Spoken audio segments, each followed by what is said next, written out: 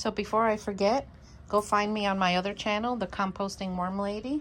I would love to reach 1,000 by the end of the year. Come on, guys, press that subscribe button. I know there's like 4,000 of you that watch me. Let's go to the other channel. Anyway, if you guys want worms, go to my website, thegardenandwormlady.com, and feel free to ask me any questions. So we're going to get this started. Hey guys, happy President's Day. It's Monday morning and I don't have work today, so today is worm day. Plus, I got something exciting gonna happen in a few minutes. I'm actually gonna talk to Captain Matt. You all know who Captain Matt is, the worm dude in upstate New York. Yeah, I can't wait. It's exciting. Plus, I'm getting worms ready for harvesting for tomorrow's shipment. Look at how beautiful they are. These are red wigglers, Acenia fetida, so whoever ordered worms from me are getting worms tomorrow. I usually like to ship on Monday, but I do either Monday or Tuesday. And since today's a holiday, tomorrow they'll go out. And I'll ship them priority, so they'll be okay. So that's what's going on today. Over here, I have to reset a bunch of breeders that I have here, covered in wet newspaper with some chow. Let me see if I could show you some from the bottom.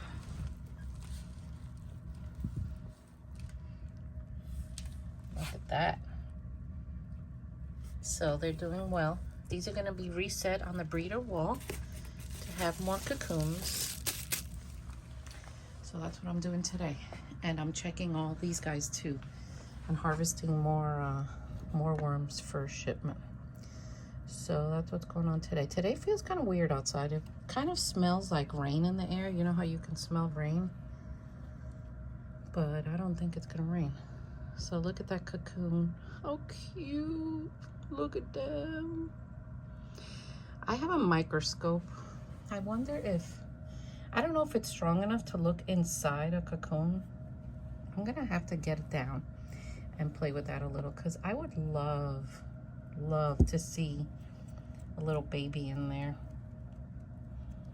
Anyway, I'm gonna go talk to Captain Matt and I will be back.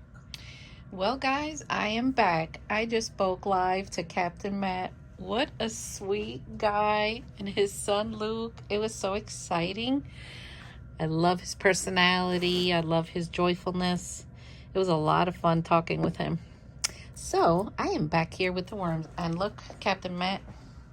Yep, my room gets dirty too, but nothing a mop and a broom can take care of.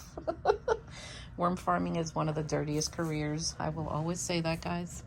So I was here separating bedding with cocoons, and I'm just doing the hand method.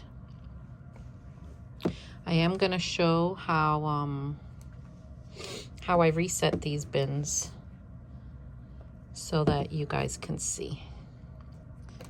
But I think I need another cup of coffee right now. Like, I don't talk enough, right? I had to pause my video because I'm watching Donnie Law's. I don't know if you all have ever seen Donnie Law's channel. He does like Appalachian mountain stories, but his voice is so soothing. It's like grandpa telling a story. Anyway, I emptied out one of my breeder tubs, and I have close to half a pound. So what I'm going to do is I'm going to take this and divide it in half. So I'm going to put a 1/4 pound into one breeder tub and the other 1/4 pound into the other one. I mean, approximately. It's almost a half a pound, but it's okay. Called premium peat moss, turbo. It's very, let me put some in here. It's very fluffy, and it hardly lets out any dust into the air compared to the other one I was using. So I take a couple of fistfuls. I just start crumbling it up.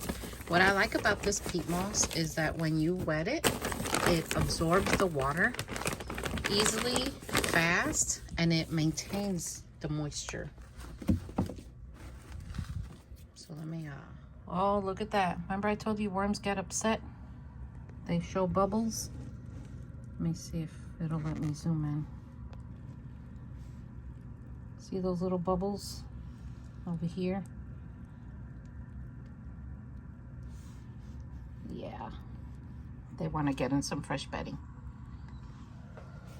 So I'm just going to break this up. So I do put a mask on when I'm working with peat moss. Even though this is not the one that lets all that stuff into the air, I still do it anyway.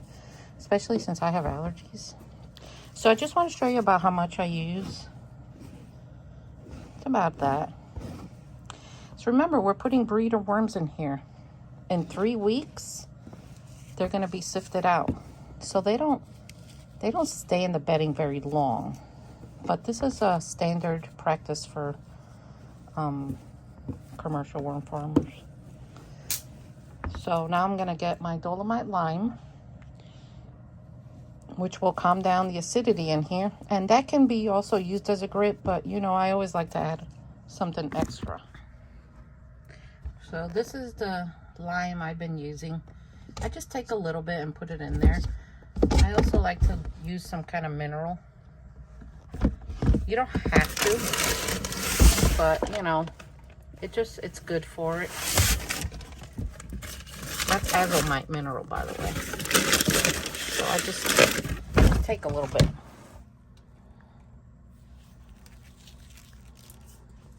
And then I have some play sand I like to use, or oyster shell. Let me show you the oyster shell. Now you can grind it, or you could just do what I do, put it in. All right, let's wet this down. Easiest trick to wet down peat moss is to use warm water. If you use cold water, it's going to take forever to absorb it. So I want to show you the worm bucket.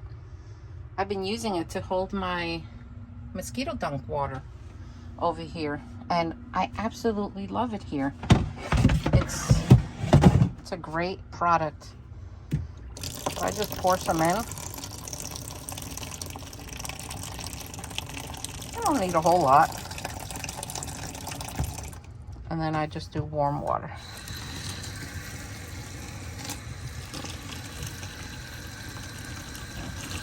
And as I do this, I start just mixing it. Gotta like massage it. You'll see that see that water? It'll drink up the water very fast. We're talking fast.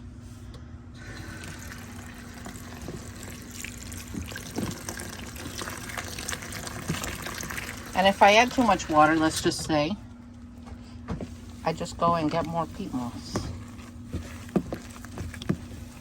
You gotta massage it in, because peat moss, for some reason, if you let it sit on the surface of the water, and you come back tomorrow, the peat moss will still be sitting on the surface of the water. Now I know the other brand I used to do that, the one that was very dusty. I'm not sure about this one, but I'm assuming the same thing. So you can't put worms in dry peat moss, and if they go down, there's water sitting down there, like a lot of it, they'll drown. Worms breathe through their skin, so they definitely they need moisture, but they need it in some kind of bedding.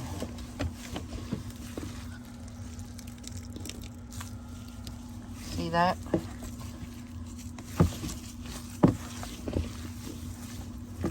This is good for cocoons or adults. Look. Perfect. And I always smooth it out. Make sure there aren't any pockets of dry ones. And we're ready to go. So that's about 1/4 pound. Just dump them in. Come on, little guy.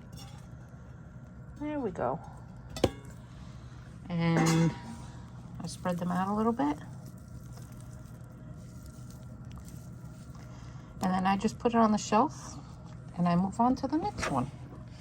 And I let them just, you know, we're just going to chill here a little bit so I can keep an eye on them. And when they go down, I cover it, label it, and that's it.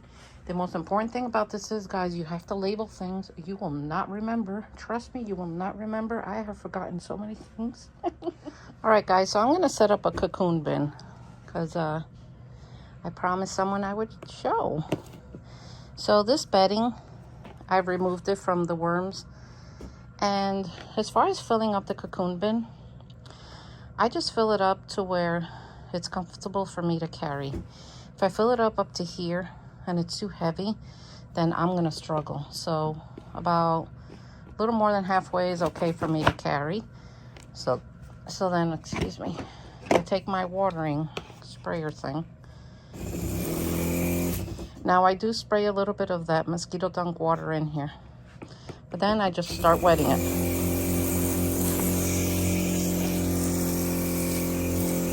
Mosquito dunks are awesome. Worm cocoons, they need moisture. So I would say something like that. And yeah, that's pretty wet. But I'm going to cover this in newspaper, and we're going to cover it in plastic. See, that will keep them nice and moist. There's one. And then date it and put it on the shelf. So when you put newspaper on this and you wet it a little bit, cover it in plastic, not the edges. Just cover up to here so that the moisture stays inside. You'll know that you'll start having babies when, well, you either see them if you have good eyesight. I wear my glasses. Sometimes even I don't see them. But you'll see the newspaper starting to be eaten. When you see that newspaper being eaten, you know you got babies in there. It's time to start feeding them a little bit of chow at a time. And before you know it, they're going to be nice big fat worms. So here I'm covering it in newspaper. And yes, this is the shiny kind. I mean, I've used everything, honestly. And I've never had a problem. Now, years ago, I used to get rid of this. But one day I put it and I'm like, let's see what happens. And they ate it just the same. So I don't do anything special with it. I'm just going to wet it down a little bit. All right. And there you go. Cover it in plastic. Let me get a piece of plastic that I have right here. See, it's just a little bit, just so it maintains its moisture. And then date it and it goes on the wall. All right. Look how pretty they are. These are Arsenio fetidas. Look at their color. It's amazing, isn't it? So now I'm going to put them in the next bin. And what I am doing here is separating breeders. So these breeders will get dated today, and they'll be dated 3 weeks from now, with the date from 3 weeks from now. They'll go on the shelf, and then their whole thing cycles again. You know, to do this, guys, you gotta love worms. You just have to. I just love worms, and I love talking with people.